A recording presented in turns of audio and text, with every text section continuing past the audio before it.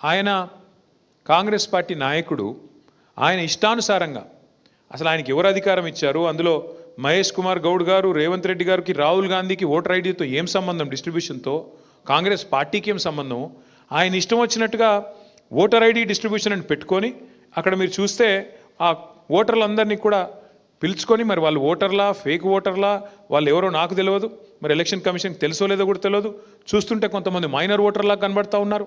మరి వాళ్ళందరినీ కూడా పిలిచి 1000 మందితో వెనకాల కాంగ్రెస్కు చేయకూడుతూ ఎలక్షన్ సింబల్ పెడుతూ మరి స్పష్టంగా మరి ఓటర్ ఐడి డిస్ట్రిబ్యూషన్లు చేయడం జరిగింది. చేసిన తర్వాత ఎలక్షన్ అధికారులు ఈయన డిస్ట్రిబ్యూట్ చేసినాయని దొంగ ఐడి కార్డులు, ఫేక్ ఐడి కార్డ్స్ అని చెప్పి కేసు కూడా పెట్టారు.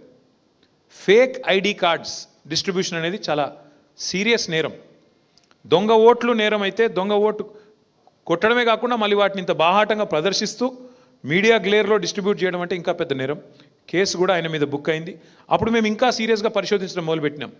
ఏంది వీళ్ళు ఏం చేస్తున్నారు, ఇష్టం వచ్చినట్టు ఓటర్ ఐడి కార్డులు వీళ్ళకి ఎక్కడి నుంచి వస్తున్నాయి, where are they getting these fake ID cards from, and that is when we started digging seriously.